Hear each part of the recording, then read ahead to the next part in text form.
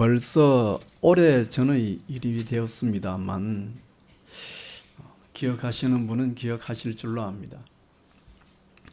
전 현대그룹의 회장 정몽헌 씨가 스스로 삶을 끊었죠.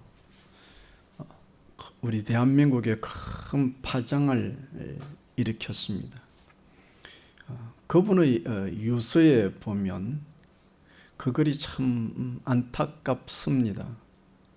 그 유서를 보면 어리석은 사람이 어리석은 행동을 했습니다. 어리석은 행동을 하는 저를 여러분이 용서해 주시기 바랍니다. 그렇게 적혀 있고 스스로 숨을 끊었죠.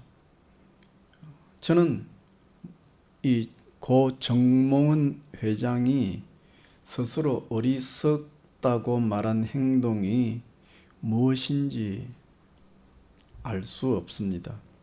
그러나 제가 생각하기에 가장 어리석은 행동은 자신의 잘못한 일을 하나님께 맡겨드리지 않고 자신이 그것을 다 감당하려고 했다는 것입니다. 사람은 누구나 연약하고 잘못할 수 있습니다. 그런데 모든 사람이 자신의 잘못에 대하여 자기가 다 책임을 진다고 하면 이 땅에 과연 온전히 살아갈 수 있는 사람이 몇이나 되겠습니까? 우리의 인생에 있어 환도뼈가 꺾이는 것 같은 고통을 당할 때에 우리가 할 일은 하나님에게 매달리는 일입니다. 그리고 이렇게 매달린 야곱에 대하여 하나님은 놀라운 축복을 하셨고 그 축복은 야곱의 인생을 완전히 바꾸는 놀라운 축복이었습니다. 오늘 본문은 야곱의 인생에 있어서 터닝 포인트와 같은 야복 강가에서의 실험 사건입니다. 야곱의 실험 사건은 참 유명한 사건이고 유명한 사건인 만큼 그것이 고대의 사건이니까 이해가 잘 안 될 만큼 궁금한 점도 많습니다. 무엇보다도 궁금한 것은 야곱이 한밤중에 야복 강가에서 실험을 했다고 했는데 고대적 표현이죠. 그게 무슨 의미인지 궁금한 것입니다. 그래서 오늘 저는 설교의 주제를 야곱의 실험이라 정하고 말씀을 드리겠습니다. 첫 번째는 이 야곱이 실험을 하게 된 이유입니다. 왜 실험을 하게 되었느냐? 한마디로 야곱의 마음속에 올라오는 통제할 수 없는 큰 두려움 때문이었습니다. 야곱이 고향집으로 돌아가려고 하는 그 길목에 원수와 같은 형 에서가 군인 400을 대동하고 마중 나온다는 전가를 받고 졸지에 얼음이 되어버립니다. 그래서 야곱은 내 마음속에 통제할 수 없는 이 두려움이 올라오는 이것을 어떻게 하든지 커버해 보려고 머리를 씁니다. 재산을 먼저 앞에 보내기도 하고 또 자신의 아내와 자녀들을 먼저 보냄으로써 어떻게 하든지 이 두려움을 해결해 보려고 애를 씁니다마는 어떻게 된 일인지 정말로 이 모든 것이 무용지물이었습니다. 자신의 지혜로 자신의 가진 모든 것으로 내 마음속의 두려움을 덮고자 했지만은 도무지 해결할 방법이 없었습니다. 사실 야곱은 지난주에 설교했지만은 삼촌 라반 집에서 20년이라는 타향살이를 했죠.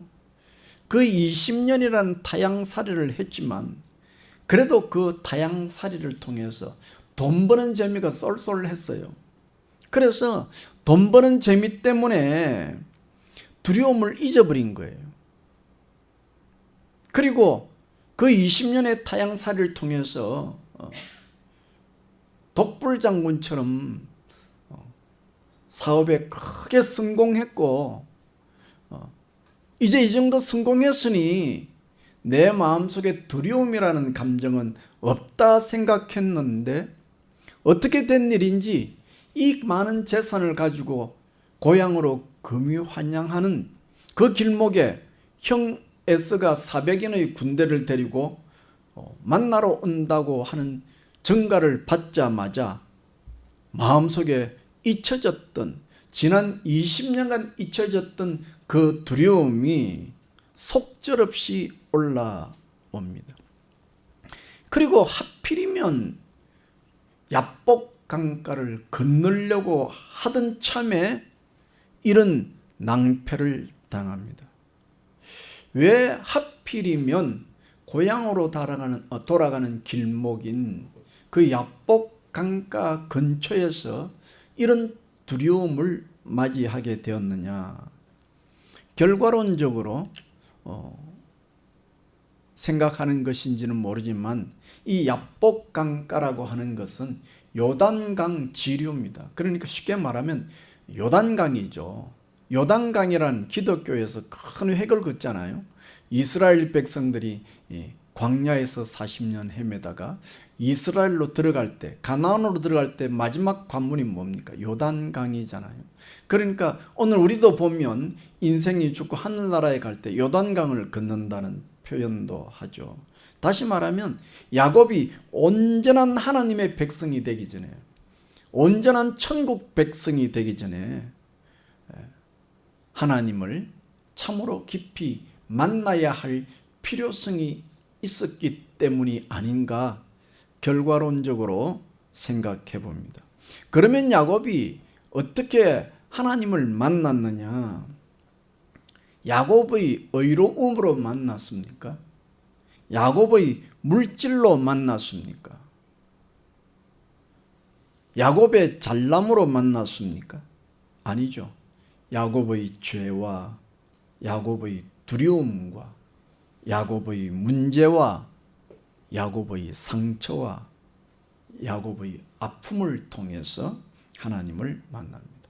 그러면 참 이상하잖아요. 하나님 참 성품이 이상하셔. 왜 사람의 아픔을 통해서 만나주시느냐? 왜 괴로움을 통해서 만나주시느냐?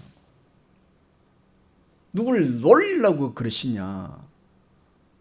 그게 아니고 사람은 외형적으로 자신이 잘 나갈 때 그 잘 나가는 것을 외형적으로 치장하고 있을 때에는 자신의 중심이 숨겨져서 나타나지 않기 때문입니다. 그러나 누구든지 내가 아프면, 그래서 옛말에 그런 말이 있어요. 내가 아프면 사단도 잠을 잔다 그랬어요. 왜? 할 일이 없으니까. 작동할 일이. 사람이 아프면, 사람이 힘들면, 사람이 고통 속에 있으면 쉽게 마음을 드러내고, 내가 큰 고통 속에 사로잡혀 있을 때 누군가가 다가와서 말 한마디 위로만 해줘도 나도 모르게 내 속에 있던 상처가 술술술술 나오지 않습니까? 그러므로 하나님이 우리의 아픔을 통해서 만나고자 하심은 바로 그 이유에서 내가 아플 때 내 마음 중심이, 내 진실함이 드러나기 때문에, 그래서 야곱은 자신의 아픔과 두려움을 통해서 치료하시는 하나님을 만날 수 있었다 하는 것입니다. 그러나 그렇다고 해서 이 세상 살면서 속절없이 내 마음을 드러낸다, 내 아픔을 드러낸다, 아무런 방비책도 없이 내 속을 까뒤엎는다, 그것은 무척 위험하고 힘들고 불편한 일입니다. 지금 우리 젊은 분들은 잘 모를지 모르지만 저희 때 유명한 만화가가 있었습니다. 이현세라는 만화가 말이에요. 그가 만화가 대히트를 하고 기자들 앞에 서서 인터뷰를 할 때 자신이 고등학교 졸업이라는 것을 이야기합니다. 그런데 뒤에 말하기를 자신이 기자들 앞에 숨겨놓은 아픔이 있었는데 그게 뭐냐, 자신이 고졸이라는 거예요. 그 고졸이라는 것을 드러낼 때 마음이 엄청 아팠다라고 후에 이야기합니다. 이처럼 내가 이 세상에 다른 사람들에게 내 마음의 약점, 내 마음의 상처를 노출한다는 것은 상당히 두려운 일이고 힘든 일이기에 우리는 가능하면 본능적으로 내 약점, 내 죄, 내 상처를 숨기려고 그러고 회피하려고 그러고 가능하면 겉으로 포장을 하고 가능하면 내가 겉으로 가지고 있는 물질이나 명예나 다른 어떤 일들로 싸매서 내 본질을 보지 않으려고 하는 그런 심리가 있죠. 그래서 야곱은 지난 20년 동안 그 돈 버는 재미에 거기에 빠져서 마음속에 있었던 큰 두려움을 생각할 겨를이 없었던 거죠.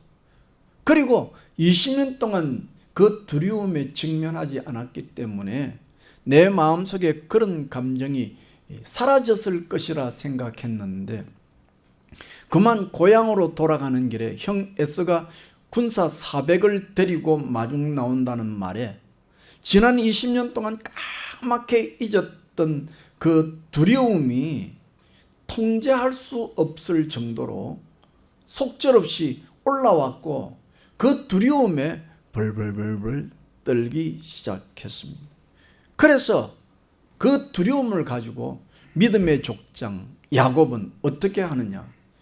하나님에게 들고 나갔다는 것입니다. 이게 믿음의 족장의 특징이요, 오늘 우리 믿는 사람의 특징이다. 내 마음에 두려움과 아픔이 있을 때 그것을 포장하고 숨기고 돈으로, 물질로, 일로 그것을 포장하여 없는 것처럼 하는 것이 아니라 그것을 하나님 앞에 들고 나오는 것이 그게 믿는 사람들의 전형적인 특징이라 할 것입니다.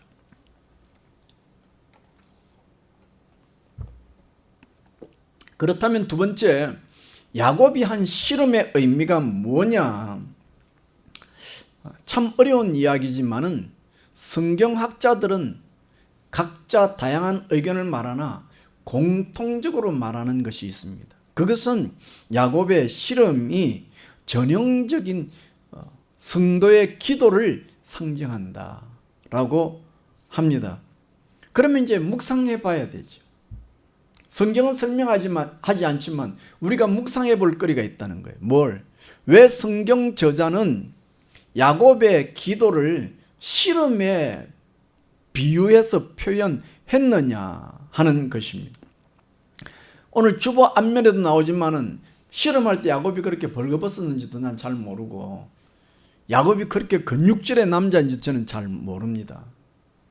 저는 성경 저자가 왜 야곱이 야복 강가에서 기도한 것을 씨름으로 묘사했는지 그 고대의 씨름이 어떤 것인지 알 수가 없습니다. 쉽게 말하면 야곱은 어떻게 보면 우리로 보면 전설 따라 삼천리에 속하는 그런 사람 아닙니까?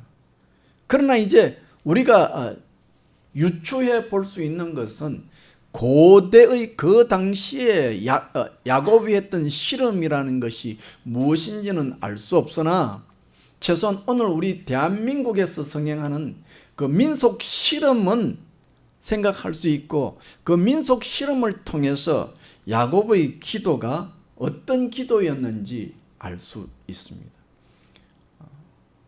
추석 되면 씨름 많이 하죠. 설대도 많이 하고 보면 그 아주 대단한 몸집을 가진 씨름 선수가 씨름하는데 어깨를 부딪히고 하는데 그 보면 땀이 막 그냥 비 오듯이 쏟아지잖아요. 그래서 실험 선수가 한 이야기를 들었습니다. 한 경기를 마치면 몸무게가 몇 킬로가 빠진다 그래요. 그만큼 격렬하고 힘든 거죠. 그런데 야곱은 이 실험을 했는데 실험을 하다가 환도뼈를 다쳤다 그랬습니다. 그러니까 물론 천사가 쳤다가 성경에 어떤 사람이 쳤다 표현되어 있지만 야곱의 입장에서 볼 때는 기도하다가 환도뼈를 다친 거죠. 생각해보면 야곱의 기도가 얼마나 처절했는지, 얼마나 몸부림을 쳤는지, 환도뼈를 다 다쳤느냐, 이걸 가지고 생각할 수 있는 것 중에 하나는 예수님께서 겟세마네 기도할 때 어떻게 됐다 그랬어요? 땀 흘리면서 기도했는데 그 땀이 뭐라 그랬어요? 피가 되었다. 얼마나 격렬하게 기도했으면 우리 모세의 혈관이 터져서 어떻게 되는지 땀이 아니라 피가 나왔다. 뭐 그런 거 아니겠습니까? 그래서 그랬는지 잘 알 수 없습니다. 제 그냥 짐작입니다. 예전에 기도 많이 하던 분들 옆에서 지켜보면 왜 그랬는지는 알 수 없고 마치 야곱이 기도하다가 환도뼈를 다친 것을 생각해서 그랬는지도 모르나 기도하는 분들 중에 종종 보는 것은 자신의 무릎을 두 손으로 사정없이 내리치더라는 겁니다. 앉아서 이렇게 무릎을 이렇게 무릎을 물론 어떤 사람은 자기 머리를 치는 분도 있고 그런데 어떤 분들은 보면 무릎을 사정없이 내리치고 하는 것을 보았습니다.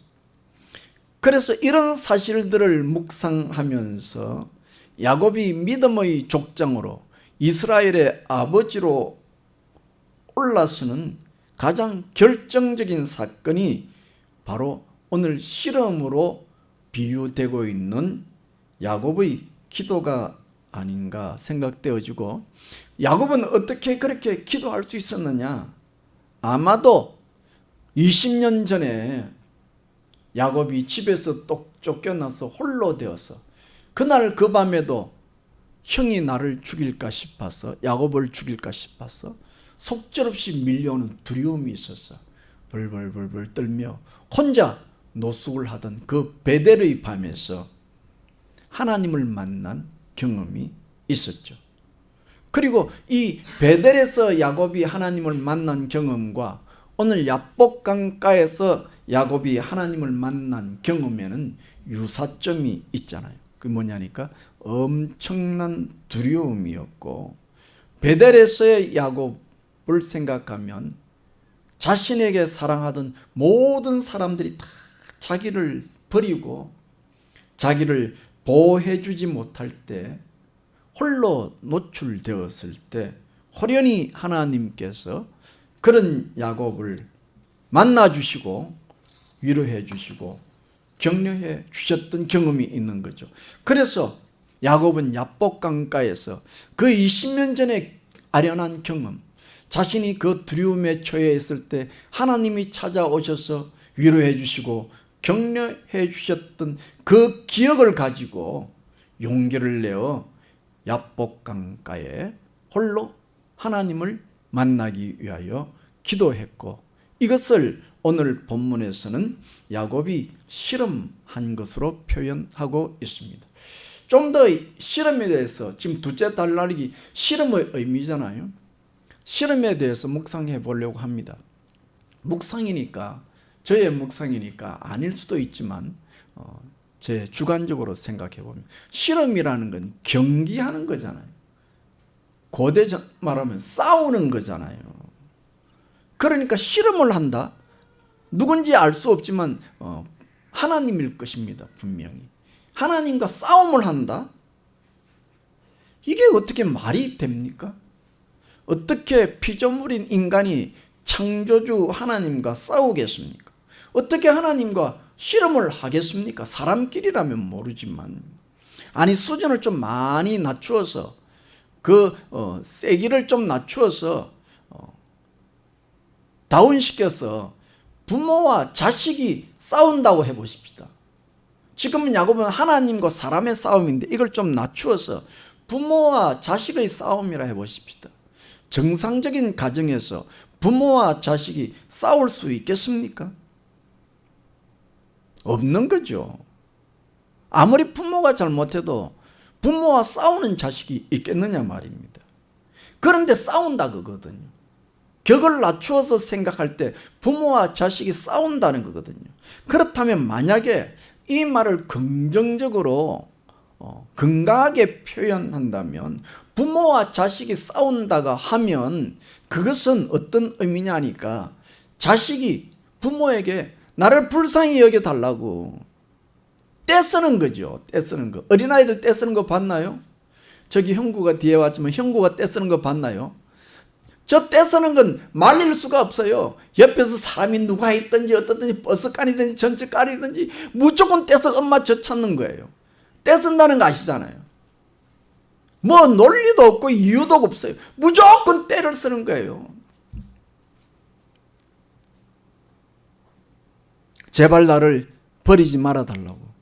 나는 지금 너무너무 무섭고 너무너무 두렵고 하나님이 나를 불쌍히 여겨주지 않으면 이 세상에 누가 나를 불쌍히 여기겠느냐고. 하나님이 나를 치료해 주지 않으면 이 세상에 누가 나를 치료해 주겠느냐고. 하나님께서 예전에 베들에서 나를 건져주시고 나를 위로해 주시고 격려해 주시고 나를 고향 땅으로 가겠다고 약속해 주시지 않았습니까? 하나님 하고 생떼를 쓰는 거예요. 말 그대로 생떼를 쓰는 거예요. 그게 씨름이죠. 그래서 야곱의 씨름이라는 것은, 야곱이 하나님과 싸운다는 것은 정확하게 표현하면 인간 야곱이 하나님에게 하나님의 은혜를 의지하고 그 베델에서 만나 주셨던 그 은혜의 하나님을 믿고 생떼를 쓰는 거예요. 말도 안 되는 떼를 쓰는 거예요. 그러니까 이 싸움은, 이 실험은 야곱이 힘이 장사여서 오늘 주보 그림 나오는 것처럼 근육질의 남자라서 한판 또 보자. 자기의 힘을 자랑 삼아서 하나님과 한판 맞짱 뜨는 것이 아니고 이 실험은 하나님이 나를 사랑한다는 것을 전제로 마치 자식이 아버지에게 달려드는 것처럼 저도 어릴 때 경상도 사람이라 저는 아버지에게 많이 되어들었거든요. 어떻게 되어들었느냐? 아버지를 노골적으로 영감이라고 불렀거든요. 영감이라고 불러도 불편하면 영감이라고 쟁이라고 불렀거든요. 그런데 아버지는 저를 사랑하셔서 영감이라고 부르고 쟁이라고 부르고 놀려도 단 한 번도 저를 화내지 않아요. 딱 하면 우리 큰 누님 이름이 춘자였는데 우리 어머니를 춘자네 부르면서 춘자네 창기가 나를 쟁이라고 한대. 그 말밖에 안 해요. 제가 아버지에게 막내기 때문에 영감, 쟁이야 이렇게 불러도 아버지를 대하면 아버지의 사랑을 믿고 아버지의 은혜를 믿고 아버지의 품을 믿고 어리광을 부리고 때를 쓴 것이지 뭐 다른 것이 없지 않습니까? 이 실험은 하나님이 나를 사랑한다는 전제 조건으로 하나님이 나에게 은혜 주실 줄로 믿는다는 전제 조건으로 하는 믿음의 행위였습니다. 그래서 내가 세상에서 못났고 죄인이고 무능하지만 그런 나를 하나님이 불쌍히 여기지 않으면 내가 어디로 가겠느냐고. 내가 때를 쓸 때라고는 하나님밖에 없는데 어떡하느냐고 하고 온 힘을 다해서 하나님 앞에 때를 쓸 때 그 어린아이가 때를 쓰면 온몸에 땀이 나죠. 그죠? 얼굴이 벌개져 애가 막 넘어갈 것 같아요. 그때 어떻게 된다고요? 내 속에 있는 마음이 확 드러나는 거예요.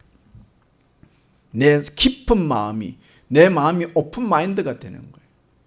성령께서 찾아오셔서 내 오픈 마인드 돼 있는 내 마음을 살피시고 곳곳이 치료하시고 회복하시고 새 사람으로 만들어주는 그런 기회가 되는 것입니다. 바로 이것이 야곱의 기도의 의미였습니다. 세 번째로 그 결과입니다. 야곱이 실험을 한 결과가 뭐냐? 결국은 실험을 하던 이름 모를 사람, 천사가 항복합니다. 그죠? 아시죠? 항복하죠. 항복하는데 참 이상한 것은 천사가 실험에 졌으면 우리말로 깨끗하게 졌다 해야지 자존심이 좀 상해도. 그렇잖아요. 졌으면 깨끗하게 내가 졌다 이래야지 왜 치사하게 환도뼈를 내리치느냐 하는 것입니다. 치사하잖아요. 완력을 왜 사용하느냐? 졌으면 졌다 그러지. 자식과 말싸움을 해서 그 논리에 밀려 졌으면 졌다 이러면 되지. 아버지가 쪽이 팔렸습니까? 죄송한 표현입니다. 자식을 막 그것 때문에 내리치고 안 되잖아요. 그런데 왜 천사가 졌다고 해놓고는 야곱의 환도뼈를 쳤느냐? 환도뼈를 다치면 다리에 힘을 잃고 절개되지죠. 이 일로 인하여 야곱은 그때부터 절름발이가 되고, 여자의 경우는 이 환도뼈를 다치면 출산을 못하잖아요. 그러니까 하나님께서 야곱의 환도뼈를 쳤다는 것은 하나님께서 야곱의 죄를 용서해 주시는 대신에 하나님이 그 죄값으로 그 아들 예수 그리스도를 잃을 수 있다는 예언의 말씀이 될 수도 있다는 것입니다. 따라서 하나님의 은혜, 우리가 하나님의 은혜를 믿고 하나님의 사랑을 믿고 땡깡을 부린다고 했는데, 하나님의 은혜는 말 그대로 공짜입니다. 세상 사람들이 말하죠. 공짜가 어디 있느냐? 공짜가 있습니다. 누구에게? 하나님이 우리에게 베푸시는 은혜는 말 그대로 공짜입니다. 그래서 우리는 은혜는 공짜입니다. 그래서 은혜라는 표현을 쓰는 것입니다. 그러나 이 은혜를 부어주시는 하나님은 공짜가 아닙니다. 우리의 죄값을 위하여 하나님께서는 그 독생자 예수 그리스도를 희생의 제물로 바쳐야 했습니다.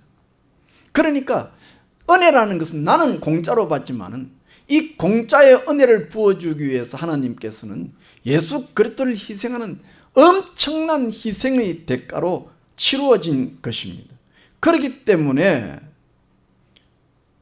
우리가 이 희생의 대가를 하신 하나님의 은혜를 빌미로 말이에요. 은혜를 빌미로. 예수 그리스도께서 우리에게 십자가에 못 박혀 죽으셨다는 그 희생의 대속을 빌미로 말이에요. 그래서 우리가 맨날 기도할 때 예수님의 이름으로 기도합니다. 바로 그게 나오는 거예요. 우리의 기도가 우리의 의로 하는 것이 아니고, 우리의 자랑으로 하는 것이 아니고, 우리의 능력으로 하는 것이 아니고, 예수의 이름으로 하는 거예요. 예수님이 우리를 대신하여 십자가에 못 박혀 죽으신 것을 빌미로 하나님에게, 그걸 빌미로 하나님 앞에 야곱처럼 매달리면 하나님도 어쩔 수 없이 우리에게 질 수밖에 없다는 것입니다. 그래서 오늘 설교의 제목이 저 주시는 하나님. 하나님이 우리에게 저 주셔. 뭐 때문에? 그 아들 예수 그리스도 때문에 저 주신다 하는 것입니다. 그러므로 여기서 소위 말하는 이긴 자가 나옵니다. 이긴 자는 내가 근육이 이래가지고 말이에요. 이 땅에서 뭐 싸워서 이기는 무슨 레슬링 챔피언이 된다는 것이고, 이긴다는 것은 하나님의 은혜를 입은 자라는 뜻이에요. 하나님의 긍휼을 입은 자라는, 이걸 오해를 해가지고 내가 이 세상에서 막 설치고 다녀서 내가 막 그냥 전쟁에서 선봉장이 돼서 내가 무슨 장비나 유비나 내가 해가지고 막 칼로 내리쳐야 막 이긴 자가 되는 것 같은데, 아니고 이긴 자란 하나님의 은혜를 입은 자라 하는 것입니다. 그래서 우리가 마음을 다해서 하나님의 은혜를 붙잡고, 하나님의 은혜라는 삿발을 붙잡고 매달리면 우리는 하나님을 이길 수 있다는 것입니다. 우리는 우리의 죄 문제를 가지고, 상함의 문제를 가지고 예수 그리스도라는 삿발을 붙잡고 매달리면 하나님 앞에 오히려 적반하장격으로 큰 소리 칠 수 있다는 것입니다. 하나님 앞에서 벌벌 떨면 안 됩니다. 담대함으로, 애절함으로 하나님의 그 은혜의 삿발을 붙잡고 때를 서는 것입니다. 마치 자식이 아버지를 이기는 것은 자식이 힘이 세어서 이기는 것이 아니라 아버지의 사랑을, 아버지가 자식을 불쌍히 여기는 그 마음을 이용해서 이기는 것이라. 이해가 되십니까? 기도가 바로 그런 것이다. 그러므로 사랑하는 성도 여러분, 이제 우리는 하나님의 은혜를 빌미로 내가 이 세상 살면서 안 좋은 그 어떤 것이라도 하나님 앞에서 대담하게, 당당하게, 대담하게 하나님 앞에 말할 수 있는 것입니다. 기가 빠져서 주절주절 하는 것이 아니라 하나님의 은혜를 붙잡고 그 사랑의 삿발을 잡고 담대하게, 당당하게 하나님 앞에 말할 수 있고, 이런 영적 실험을 여러분이 가능하면 매일매일 삶에서 하실 수 있기를 바랍니다. 내 속에 있는 상함을 가지고 기도하십시오. 내 속에 있는 죄를 가지고 기도하십시오. 내 속에 있는 약함을 가지고 기도하십시오. 이것이 은혜의 기도에 올리고 이것이 이긴 자의 특징입니다. 다시 말해, 이긴 자는 내가 유도받은 근육으로 이기는 것이 아니고, 자식이 아버지를 이기는 것은 자식이 아버지보다 힘이 세어서 이기는 것이 아니고, 아버지의 사랑, 아버지가 나를 불쌍히 여긴다는 그걸 믿고 하는 것처럼 그리스도의 사랑을 믿고 하나님 앞에 담대하게 쏟아내면 하나님은 우리에게 은혜를 주실 것이고, 바로 이런 측면에서 죄가 많은 곳에 오히려 은혜가 많다라고 신약 성경은 말씀하지 않습니까? 그리하여 나의 아픔과 두려움과 상처가 치유되어지고 오히려 이것이 더 변하여 우리의 축복의 통로가 될 것입니다. 이렇게 격렬한 실험을 끝낸 야곱에게 브니엘의 아침이 찾아옵니다. 해가 돋는 아침, 브니엘. 얼마나 이 내용이 은혜스러웠는지 주변 교회 가운데 브니엘 교회라는 이름도 있잖아요. 교회 이름을 세울 때 그렇게 세울 만큼 브니엘의 아침이란 감격적이었죠. 하나님을 대면한 야곱에게 밤새도록 짓누르던 그 두려움이 자고 일어났는데 말짱 싹 없어져, 거짓말처럼 싹 없어져 버린 거예요. 아멘 하십시다. 말짱 없어져 버린 거예요. 그리고 아무런 염려하던 그 일도 일어나지 않았습니다. 그리고 성령님께서 양육반에서 공부를 하지만 이렇게 기도를 할 때 능력의 천사를 보내면서 우리의 기도하는 환경을 바꾼다고 공부하잖아요. 기억이 나십니까? 기억이 나면 공부 잘하시는 분이에요. 예. 기도하면 어떻게 되느냐? 천사가 와서 우리의 기도의 환경을 바꾸어 주신다. 어떻게?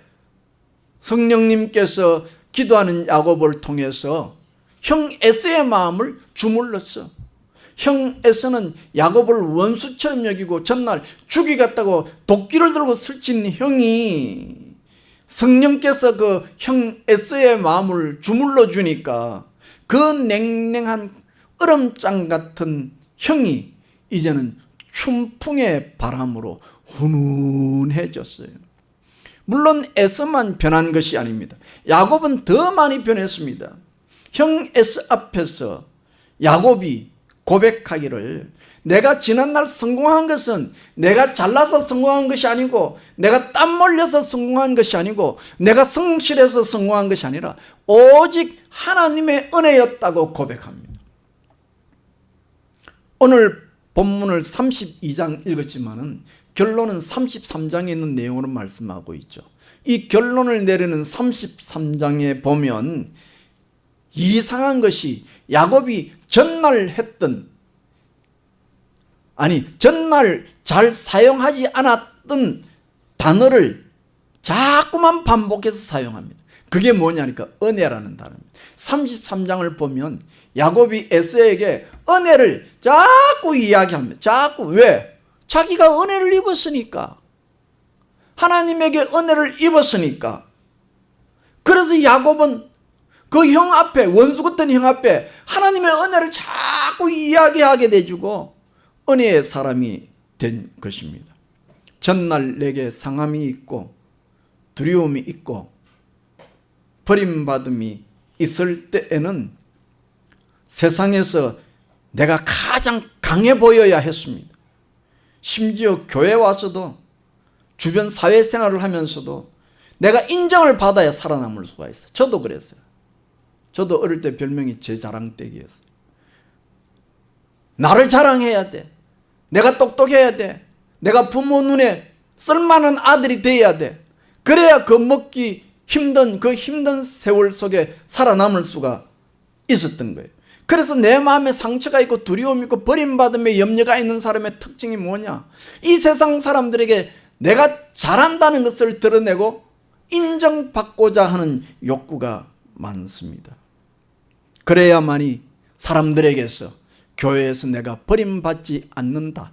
내가 쓸모있는 사람처럼 되어야 내가 버림받지 않는다는 본능이 작동하기 때문입니다. 야곱의 타향살이가 그 누구보다 더 그랬습니다. 홀몸으로 쫓겨나갔잖아요. 도망쳐서 외삼촌 집에 갔습니다. 옛날에 외삼촌 집에 갔더니 그런 노래까지 있잖아요. 뭐도 먹고 나는 안 주더라. 야곱이 홀몸으로 외삼촌 집에 갔습니다. 얼마나 구박이 심했겠습니까? 살아남을 수 있는 길은 자기가 자랑떼기가 되는 거예요. 자기의 능력을 발휘해서 있는 힘을 잘난 척을 하고 성공을 해야 삼촌도 외사촌 형제들도 자기를 감히 마음대로 못하지. 그래서 몸부림친 거예요. 인정받기 위해서, 살아남기 위해서. 내가 나를 자랑하고 내 능력을 드러내기 위해서 몸부림친 세월이 지난 타향살이 20년이라면 야곱이 이제 야복 강가에서 하나님을 만난 후에 그 마음에 버림받음에 대한 두려움에 대한 상처가 치료된 후에 자기도 모르게 은혜의 사람이 되었습니다. 은혜를 아는 사람이 되었습니다. 전에는 내가 다 한 것이요, 내 능력으로 내가 성공한 것이라 생각한 것이 이제는 모든 것이 하나님의 은혜라, 은혜의 사건으로 변해버립니다. 이것이 야곱이 실험한 결과입니다. 그리고 오늘 우리도 이처럼 은혜의 사람으로 변화되기를 소원합니다. 저나 여러분이나 다 우리의 마음속에 할 수 있는 공통적인 단어는 이 모든 것이 하나님의 은혜입니다 라고 말할 수 있는 그런 저와 여러분 되시기를 예수님의 이름으로 소망합니다. 기도합시다. 하나님 감사합니다. 아무리 잘난 척해도, 아무리 나를 포장해도, 아무리 참으려고 해도 내 속에 죄와 무력함과 무능함이 있고 이것을 하나님에게 가져가지 않는 이상 해결할 방법이 없음을 우리는 압니다. 주여, 오늘 우리로 하여금 하나님 앞에서 진실되게 하시고 참되게 하시고 내가 세상에서는 내 마음을 포장하고 숨기고 멋지게 보이려고 했으나 하나님 앞에 나와서는 내 두껍게 포장했던 속마음을 깨트려서 주 앞에 다 토해내므로 하나님의 치료의 은혜를 받는 우리 되게 하시고 하나님의 은혜의 사람으로 변화되어가는 우리 되게 하여 주셔서 이 세상에 나를 통하여 상처를 전해주는 사람이 아니라 은혜를 전해주는 사람이 될 수 있도록 복을 부어주시고 우리와 함께 신앙생활하는 오늘 여기 모든 성도들의 남은 삶이 그 노년이 지난날의 상처를 주고받고 다람쥐처럼 쳇바퀴처럼 살아가는 것이 아니라 이제는 하나님의 은혜를 나누고 하나님의 은혜를 베푸는 귀한 천국의 삶, 심령 천국을 누리는 그런 저와 우리 성도님 되게 하여 주시옵소서. 감사하옵고 예수님 이름으로 기도하옵나이다. 아멘. 이 시간에는 찬송가